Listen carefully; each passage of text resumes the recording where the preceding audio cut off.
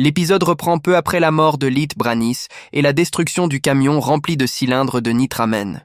Peggy est troublée par les événements. Elle n'a pas pu sauver Branis, et le seul indice qu'il a laissé derrière lui est ce symbole étrange dessiné dans le sable. Elle sait que ce signe est la clé pour comprendre qui tire les ficelles. Dans sa nouvelle résidence, les hommes ne sont pas autorisés à venir les voir. Un homme se trompant de chambre tombe sur Peggy. Il veut aller voir sa copine, demandant à Peggy de le laisser passer chez elle pour y aller. Mais Peggy refuse qu'elle passe par sa chambre pour aller la voir. Sa copine est à l'étage suivant. Le patron de la SSR, Roger Dooley et Grzezinski, se rendent à l'hôtel là où était logé Leet Branis. Ils vérifient la chambre et trouvent du cash et des passeports, respectivement un passeport britannique du nom d'Alfred Line, un américain du nom d'Orson Ox et un portoricain au nom de Federico Roslin. Ils découvrent aussi la présence de la machine à écrire qu'utilisait M. Branis. Dans la résidence où Peggy est logée, une fille se fait renvoyer en l'occurrence, la fille chez qui l'homme qui s'est trompé de chambre en se retrouvant à la fenêtre de Peggy est venu. L'agent Souza a localisé le propriétaire de la voiture, à qui appartient la plaque d'immatriculation retrouvée dans les débris des ferrailles, dans l'explosion de la raffinerie Rawson. La voiture appartient à M. Stark. Il informe ses collègues et leur patron. L'agent Souza dit « Monsieur Stark avait mis les voiles, c'est-à-dire s'est échappé ». Alors le boss Roger Dooley dit qu'il y avait bien quelqu'un au volant, donc il cherche à savoir qui était au volant de la voiture. Peggy va voir M. Jarvis et lui dit que sa propriétaire lui a suggéré une idée. Elle dit alors, si elle savait comment le cambrioleur a accédé et vidé le coffre impénétrable de M. Howard Stark, elle pouvait peut-être remonter sa trace et retrouver les prototypes disparus. Jarvis lui dit que le voleur n'est pas ressorti exactement par la porte d'entrée. Peggy lui demande la nuit du cambriolage, est-ce qu'ils ont entendu quelque chose ? Eh bien non, dit M. Jarvis. Au même moment, l'agent Souza et Thompson viennent cogner à la porte de M. Jarvis. Peggy se cache. M. Jarvis va ouvrir la porte. Jarvis demande aux agents ce qu'ils sont venus chercher. Il l'informe qu'ils ont trouvé un pare-choc qu'il appartient sur une scène de crime, donc de les accompagner au poste de police. Arrivé au poste de la SSR, M. Jarvis se fait interroger. Au même moment, Peggy présente joue à la sournoise en demandant que c'est pas le majordome de M. Stark. Roger lui demande « Est-ce ce qu'elle la connaît ?»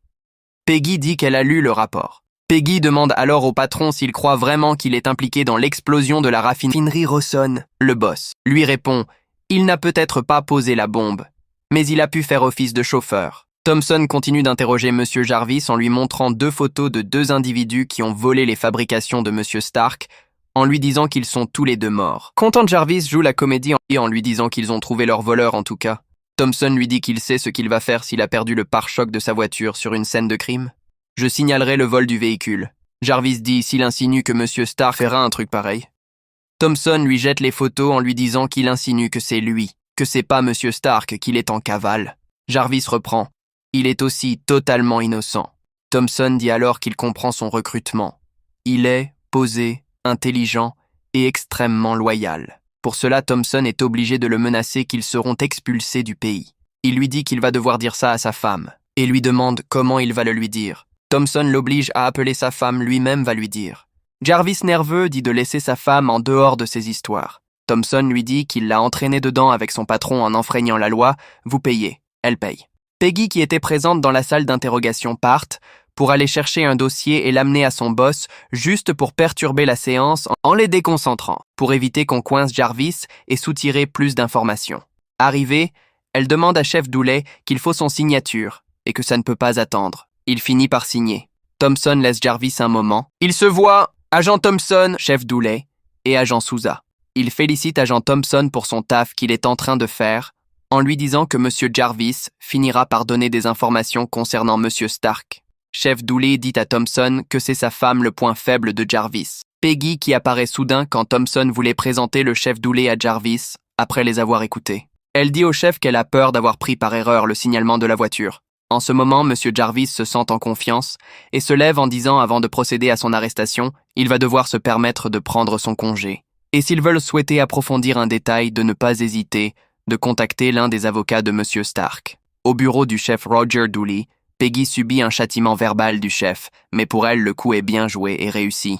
Arrivée à la résidence, Indy, l'ami de l'agent Carter, vient la voir dans sa chambre en lui demandant de lui raconter sa journée, mais Peggy dit qu'elle est fatiguée. à sa sortie de la chambre de Carter Indy, et Carter se retrouve en face de la chef de la résidence avec une fille en leur disant que c'est leur nouvelle voisine qui se nomme Underwood.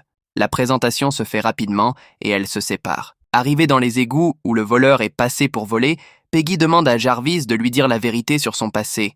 Jarvis lui dit, avant la guerre, qu'il était au service d'un général et qu'il voyageait beaucoup, et qu'ils étaient à Budapest quand il a rencontré sa femme Anna qui est juive.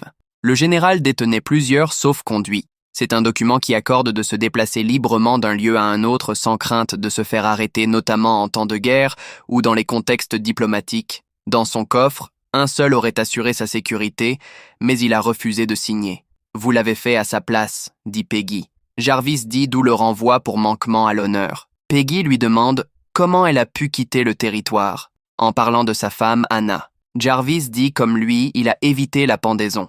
Peggy lui demande par rapport à M. Howard Stark. Par rapport à M. Stark, Jarvis lui dit qu'il avait un contentieux avec le général et ils sont toujours entendus. Quand il a appris de mon erreur, il a utilisé son influence. Anna sait ce que Stark a fait pour vous, mais elle ne sait pas ce que vous faites pour lui, dit Peggy à Jarvis. Ces derniers temps, non, répond Jarvis à Peggy. Arrivé à la sortie de l'égout, Peggy voit le symbole que M. Branis avait dessiné dans le sable lors de l'explosion avant de mourir. Jarvis et Peggy rentrent dans une chambre où il y a les inventions volées de M. Stark. Peggy suggère d'alerter les autorités. Par contre, Jarvis refuse. Jarvis la raisonne en lui demandant si elle va à police, comment elle va signaler les objets retrouvés. Agent Carter, comment avez-vous découvert les objets volés? Peggy répond. Leet Branis m'a indiqué leur cachette. Jarvis reprend. Comment avez-vous entré en contact avec Leet Branis? Peggy répond. J'ai mené ma propre enquête privée avec l'aide d'Howard Stark. Jarvis reprend. Quelle est la nature de vos relations avec lui? L'avez-vous revu depuis sa disparition? Est-ce que vous collaborez avec Howard Stark, un traître à la nation? Sur ce, Jarvis lui dit de ne pas aller signaler cela, que ça peut empirer la situation. Peggy, consciencieuse, finit par accepter et dit à Jarvis de les appeler, mais en le mettant en garde qu'ils connaissent déjà sa voix. Jarvis signale enfin les objets volés retrouvés à la SSR. Peggy se fait attaquer dans la chambre par un monsieur, ils se battent jusqu'à ce que Jarvis débarque pour porter son aide à Carter. Ils assomment le monsieur. Au même moment, la SSR débarque sur le lieu.